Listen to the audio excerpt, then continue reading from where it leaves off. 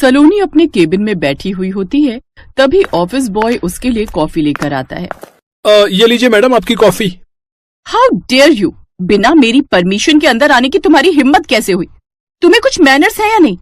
ओह, वैसे तुम गरीबों को कौन सी सेंस होती है? अब बाहर जाओ और पहले मेरे केबिन का गेट नॉक करो, उसके बाद ही अंदर आना। और हाँ, मे आई कम इन बोलना, तभी अंदर आना। उसकी बात सुनकर ऑफिस बॉय वापस बाहर जाता है और दरवाजा नॉक करके कहता है, क्या बोलना था? वो क्या बताई थी मैडम? मी कम कम मेम साहब। हाँ मेम साहब, मी कम कम। उफ, ये गवार। हाँ, आ जाओ अंदर। ऑफिस बॉय अंदर आकर उसे कॉफी देता है, लेकिन गुस्से में सलोनी वो कॉफी उसके ऊपर गिरा देती है। मेम साहब, ये आपने क्या किया? ये तुझ गरीब की सजा है, समझा? तभी सलोनी के पापा वहां आ जाते हैं। ये तुमने क्या किया सलोनी? तुम्हारी इन्हीं सब हरकतों की वजह से तो कोई भी ऑफिस बॉय यहाँ 3 महीने से ज्यादा नहीं टिकता। मेम साहब, गरीबों के साथ ऐसी बदतमीजी ठीक नहीं। भगवान करे कल को आपको भी गरीबी के दिन देखने पड़े। सलोनी शहर के एक बड़े बिजनेसमैन की बेटी थी, जो कि गरीबों को अपने पैर की धूल समझती थी। वो बड़ी घमंडी थी। ये तुमने क्या किया सलोनी? ओह कम ऑन डैड, इन गरीबों के साथ तो ऐसा ही करना चाहिए। तभी वहां उनकी कंपनी में काम करने वाला रोहित आता है। मे आई कम इन सर? यस सर, ये फाइल रेडी है, आप चेक कर सकते हैं। रोहित को देखते ही सलोनी का सारा गुस्सा शांत हो जाता है, क्योंकि मन ही मन वो रोहित को पसंद करने लगी थी और रोहित भी उसे पसंद करता था। लेकिन रोहित उनकी कंपनी में काम करने वाला एक एम्प्लॉय था, साथ ही अपने घर में कमाने वाला भी वो इकलौता ही था। उसके परिवार में उसके माता पिता के अलावा एक छोटा भाई था जो अभी पढ़ाई कर रहा था, इसलिए घर की सारी जिम्मेदारियां रोहित पर ही थी। सलोनी ने बार बार रोहित को शादी के लिए फोर्स किया, जिस कारण रोहित भी उसे इनकार नहीं कर पाया और कुछ दिनों बाद सलोनी ब्याह कर अपने ससुराल आ गई। रोहित का परिवार एक मिडिल क्लास परिवार था, जहां हर खर्च सोच समझ कर करना होता था। शादी के कुछ दिन बाद, रोहित, मुझे 20,000 रुपए चाहिए। क्या? लेकिन क्यों? क्यों मतलब? शॉपिंग पर जाना है। जब से मैं यहाँ पर आई हूँ मैंने अपने लिए नए कपड़े ही नहीं बनवाए। लेकिन अभी तो हमारी शादी को महीना भर ही हुआ है। शादी पर वैसे भी तुमने कितने सारे कपड़े बनवाए? हाँ, तो मेरा फिर मन है कपड़े बनवाने का। लेकिन सलोनी, तुम समझो, अगर मैं 20,000 तुम्हें दे दूंगा तो बाकी सब घर खर्च चलाने में मुझे दिक्कत हो जाएगी। गुस्से में सलोनी वहां से चली जाती है। उनकी शादी के कुछ दिनों बाद से ही उनमें झगड़े शुरू हो गए, क्योंकि सलोनी की फरमाइशें बढ़ती जा रही थी। लेकिन फिर भी रोहित उसे खुश रखने की कोशिश करता था। ऐसे ही एक रोज। माँ, सलोनी कहाँ है? बेटा, सलोनी तो बाजार गई हुई है, काफी देर हो गई, एक बार फोन करके देख। हाँ मैं करता हूँ। वैसे मैं सोच रहा था अगले हफ्ते सलोनी का जन्मदिन आ रहा है, तो क्यों ना हम घर पर एक छोटी सी पार्टी रखें। सलोनी को अच्छा लगेगा। वर्षा दीदी और जीजू को भी बुला लेंगे। हाँ, ये तो बहुत अच्छी बात है बेटा। सलोनी का इस घर में पहला जन्मदिन है, अगर हम उसका जन्मदिन करेंगे तो उसे अच्छा लगेगा। रोहित बेटा, एक काम कर, मेरे जो मित्र हैं उनका केटरिंग का काम है, वो घर में पार्टी की अच्छी व्यवस्था कर देंगे। मैं उन्हें फोन मिला देता हूँ। तभी सलोनी आ जाती है। 1 सेकंड पापा जी, बर्थडे मेरा है तो पार्टी की प्लेस और पार्टी की सारी अरेंजमेंट्स भी मैं ही डिसाइड करूंगी। ये आप जो केटरिंग और घर में पार्टी का बोल रहे हैं, ये मेरे स्टेटस में नहीं है। मुझे अपने तरीके से अपना जन्मदिन मनाने की आदत है और मैं पहले ही 7 स्टार होटल में बुकिंग करके आ चुकी हूँ। और हाँ, टेंशन लेने की कोई जरूरत नहीं है, सारा अरेंजमेंट मेरे पापा देख रहे हैं। उन्होंने मुझे अपना क्रेडिट कार्ड दे दिया था, मैं उससे बिलिंग करके घर आ रही हूँ।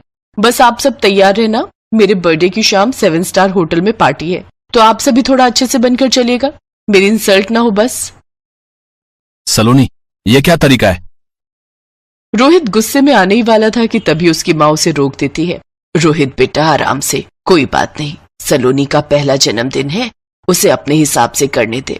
हमारा बीच में बोलना ठीक नहीं। अगर वो चाहती है कि हम उसके जन्मदिन पर उसके साथ होटल जाएं, तो हम सब जरूर जाएंगे। आखिर वो इस घर की बहू है। रोहित बेटा, तुम्हारी माँ ठीक कह रही है। और फिर जन्मदिन मनाने से सलोनी की खुशी देखनी है कि वो किसमें खुश है। अब कहीं भी मनाओ, चाहे घर में या बाहर। माँ, मैं अभी आता हूँ। रोहित कमरे में जाता है और सलोनी पर गुस्सा होने लगता है। सलोनी, मैं कोशिश कर तो रहा हूँ कि तुम्हें हर तरह से खुश रखूं, पर तुम हो कि बीच में अपने घर वालों को ले आती हो। तुम्हें क्या जरूरत थी 7 स्टार होटल में इतनी बड़ी पार्टी रखने की? तुम मुझे कहती तो मैं तुम्हारे लिए किसी अच्छे रेस्टोरेंट में बुकिंग कर देता, पर तुम हमेशा अपनी अमीरी का रौब दिखाती हो। सलोनी, ये सब ठीक नहीं है। अरे ठीक कैसे नहीं है? तुम जानते हो मेरे बर्थडे के लिए मेरे घर में सबको बहुत इंतजार रहता है। मेरी फ्रेंड्स, मेरे फैमिली मेंबर सब मेरा बर्थडे बहुत धूमधाम से मनाते हैं। एक तो मैंने तुम्हारे घर वालों की इज्जत बचाई है। सब मेरे से बर्थडे पार्टी के लिए कह रहे थे। अब मैं यहाँ छोटे से घर में तो किसी को बुला नहीं सकती थी, और तुम्हारे पापा की बात सुनकर तो मुझे वैसे ही हंसी आ रही है। पता नहीं कौन सी कैटरिंग की बात कर रहे हैं। बस अब मेरा मुंह मत खुलवाओ, और तुम लोगों को मैंने बोल दिया है मेरे बर्थडे वाले दिन शाम को अच्छे से रेडी हो जाना। इसके बाद मुझे इस बारे में कोई बात नहीं करनी।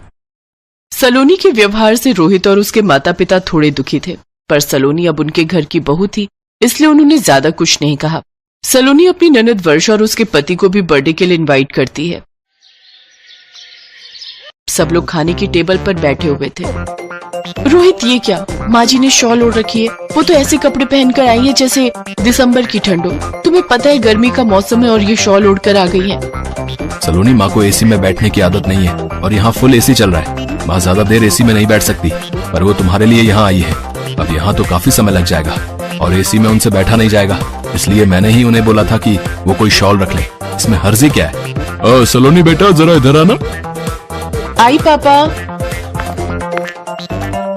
सलोनी बेटा, केक कट चुका है। अपने ससुराल वालों की पसंद का क्या ऑर्डर करना है वो पूछ लो। हम सब ने तो अपनी पसंद का ऑर्डर कर दिया है। पापा, ये सब तो वही दाल रोटी खाने वाले हैं। इन सब ने 7 स्टार होटल का खाना शायद ही कभी खाया हो। पहले वो देखो ना, वर्षा दीदी के बच्चे ऐसे कोल्ड ड्रिंक पी रहे हैं जैसे उन्होंने लाइफ में कभी कोल्ड ड्रिंक पी ही ना हो। सच, कैसे गवार ससुराल वालों को बुला लिया मैंने अपनी बर्थडे की पार्टी में। तभी वर्षा वहां से गुजरते हुए सलोनी की बात सुन लेती है, और वो अपने दोनों बच्चों को समझाकर बैठा देती है। रोहित के मम्मी पापा ज्यादा हैवी खाना नहीं खाते थे, तो उन्होंने दाल और चपाती ही खाई। रोहित का मन थोड़ा खराब था, और वर्षा भी सलोनी की बातें सुन चुकी थी, पर सलोनी के बर्थडे की वजह से कोई कुछ बोल नहीं रहा था। कुछ देर बाद उसे उसके दोस्त दोबारा डांस के लिए बुलाने लगते हैं। सलोनी, आ ना यार, थोड़ा और डांस करते हैं। तेरा बर्थडे है, कितना मजा आ रहा है यार। यार बहुत थक गई हूँ, इतनी देर तो तुम लोग के साथ डांस किया है। अच्छा ठीक है, चलो। सलोनी जैसे ही दोबारा डांस के लिए उठने लगती है, अचानक चेयर के कोने से उसकी ड्रेस फंस जाती है और पीछे से पूरी फट जाती है। सलोनी एकदम से बैठ जाती है। अब यार, मेरे ना पैर में एकदम दर्द हो गया है। एक काम करो, तुम लोग करो डांस, मैं अभी आती हूँ। सलोनी बेटा, मैं जरा तुम्हारे पापा के साथ रिसेप्शन पर होकर आती हूँ। तुम्हें काम तो नहीं है ना? नो मॉम, मैं ठीक हूँ, आप हो आओ। काफी देर तक सलोनी चेयर से जब नहीं उठी तो रोहित परेशान हो गया। क्या बात है सलोनी, तुम इतनी परेशान क्यों हो रही हो? मुझसे तो कह सकती हो। रोहित, मेरी ड्रेस पीछे से फट गई है, और वो इतनी ज्यादा फटी है कि मैं उठ भी नहीं सकती। अब सबसे मैं क्या कहूँ कि मैं क्यों नहीं खड़ी हो सकती?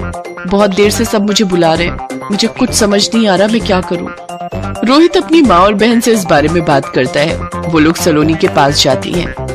सलोनी बेटा, तुम चिंता मत करो, ये लो तुम मेरी शॉल ओढ़ लो, तुम आराम से खड़ी हो सकती हो। रुको, मेरे पास ये केशवी का रबर बैंड है, मैं इस शॉल को थोड़ा स्टाइल में तुम्हें पहना देती हूँ। आजकल रील में आता है ना अलग अलग तरीके से शॉल को पहनना, मैं उसी स्कार्फ के स्टाइल में तुम्हें पहना देती हूँ।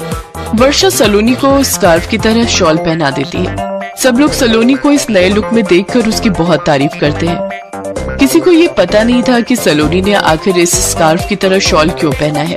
अरे वाह सलोनी, ये शॉल का स्टाइल तो बहुत ब्यूटीफुल लग रहा है।